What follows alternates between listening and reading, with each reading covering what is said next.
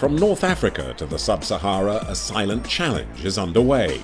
The women and the young in this region will no longer accept being overlooked. They want to be part of the continent's economic growth and are pursuing more ambitious studies or entering into business. It's a discrete process, far less obvious than the advances in infrastructure or raw materials, and probably the best-kept secret of Africa's progress. Yet human development rooted in improved education, the role of women, new technologies and health has never been so important to the continent's future. By 2040, Africa will have the largest workforce in the world. It will be larger than the workforce in India, larger than the workforce in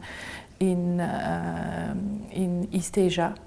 And this is a challenge because this means that this young population can either be educated, healthy, have skills, and create enterprises, create jobs, or they can be uneducated and disenfranchised and not having access to the modern economy, and then be a source of conflict and instability. There, it's about the transformation of natural resources that in Africa, oil, gas, minerals, cocoa, coffee, transforming that into human capital. It's an approach that's already made progress at this business incubator near Kigali in Rwanda, a country that is sorely lacking artisans and technicians. Yet all talk here is about doing business. Soon these young men and women will make shoes and leather goods, like John, a 38-year-old artisan.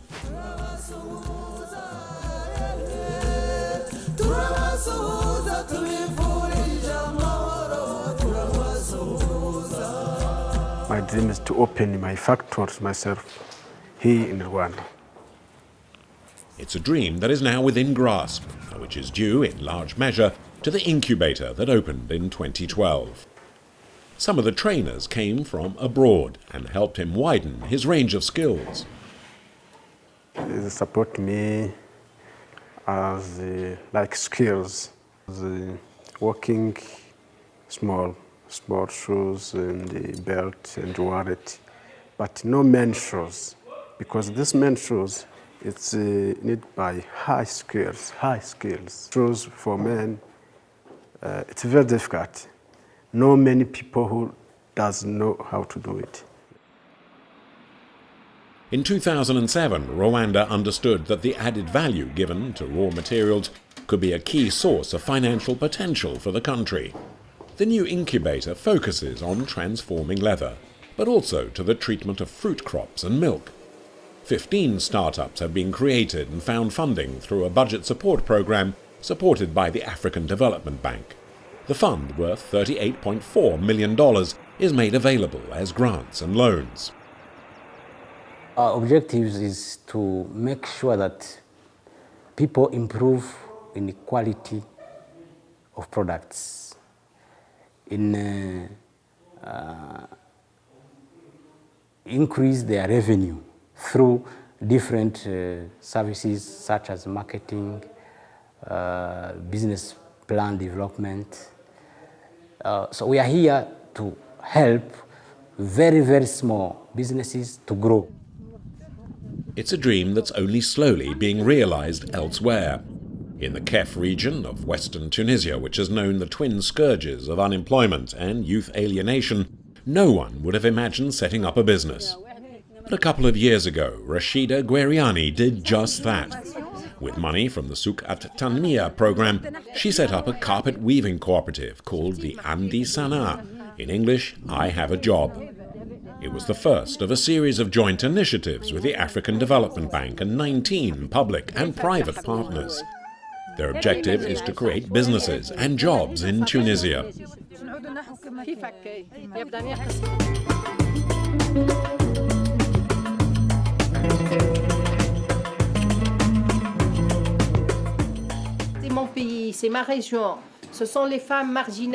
This is my country. This is my region. They are marginalized women I've taken out of their isolation. They are together, they meet, they leave the house. That is important. The unique features of Soketelme is that it's a partnership that builds on the network and the strength of different partners, and it also offers an integrated approach that includes a financial component and a non-financial support in the form of capacity building, coaching and mentoring.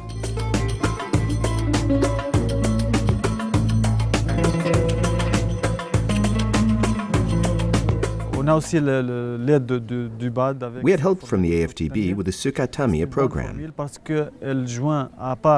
It's a good system because it combines financial assistance with long-term organizational support to further develop the business. And also, the entrepreneur is promoted along with a whole neglected region, and that helped me start this project.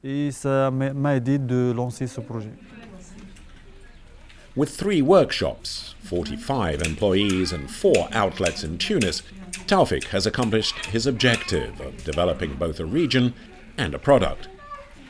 In fact, supply now has trouble keeping up with demand. For the region's women, it's a win-win relationship. Before we used to pick the alpha and then sell it on to the paper mill, and it stopped there. But now we pick it, turn it into objects and sell them. Our revenues have increased and picking it seems less difficult. That is really getting young people, particularly young women, to have a voice in service delivery, making services more equitable, making them accessible to people. This is really a response to the kind of movement that happened, for example, during the Arab Spring, a movement for more equity, for more dignity. As simple as that. That's a message that's been heard loud and clear in Rwanda, which last year celebrated the first female graduates from the Institute of Science and Technology of Rwanda. Among them, master's graduates Solange and Jennifer, who received scholarships.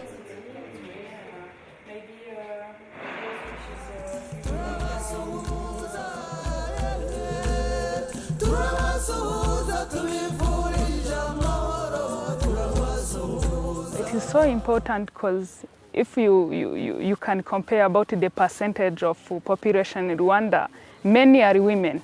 But if you go to higher learning institutions, colleges, there are few girls who join the higher learning institutions.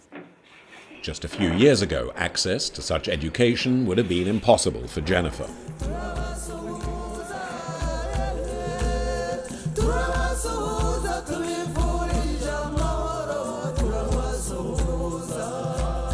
Just being in the College of Science and Technology itself shows like you're specializing in something that you really want, and it is like a dream, being an engineer. With the cost of her education now taken care of, she'll be able to fulfill her ambitions. My hope for the future is I'm going to do plumbing. After I finish school, I'm going to join some construction company where I'm going to do plumbing as an intern. With that, I'll be a professional plumber with hopes of having my own plumbing company. There's another area of expertise that's being carefully nurtured in Africa: information and communication technology. In downtown Kigali, the Carnegie Mellon University, or CMU, is home to one of 5 African centers of excellence in the ICT field. On the top floor, this business startup, called the Key Lab, aims to strengthen ties between university courses and industry.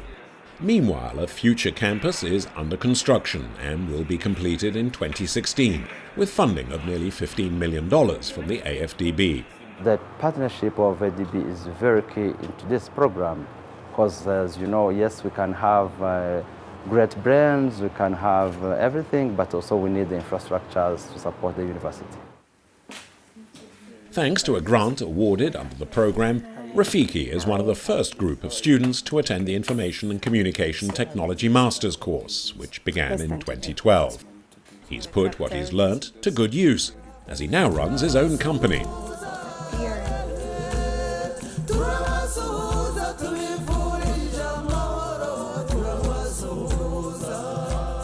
After taking courses at CMU, we have changed the business model. Now we develop solutions and we go present them to our clients.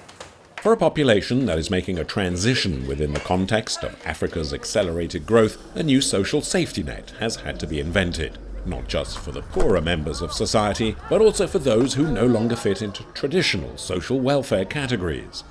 Is building systems that will help lift people out of poverty to get the growth to be inclusive. And that will include developing the universal coverage for healthcare, because we know healthcare is impoverishing on a household. It's one of the major reasons for poverty.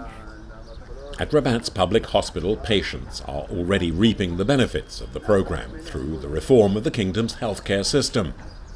A $340 million investment by the bank has helped meet the reforms in health insurance since 2005. The program will provide universal medical coverage and also modernize Morocco's healthcare system. It will protect the poorest members of society through the Medical Assistance Regime, or RAMED Fund.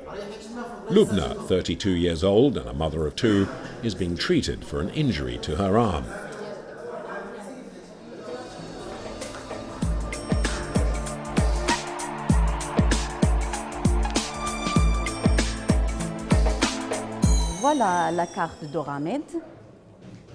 This is the Ramed card. It's me and my husband and 2 children. It's for the family, the whole family. With the Ramed card, I can benefit from all hospital services.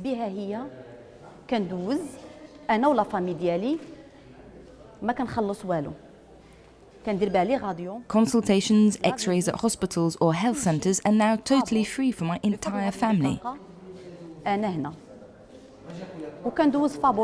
This is the Ramed card. 6.5 million Moroccans like Lubna now enjoy the benefits of the medical assistance program for the underprivileged, with more people than ever now able to afford better quality healthcare.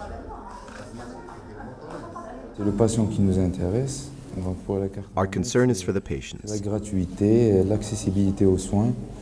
The Ramed card means free access to care, access to complete care. There's no problem now for evaluations or additional examinations. It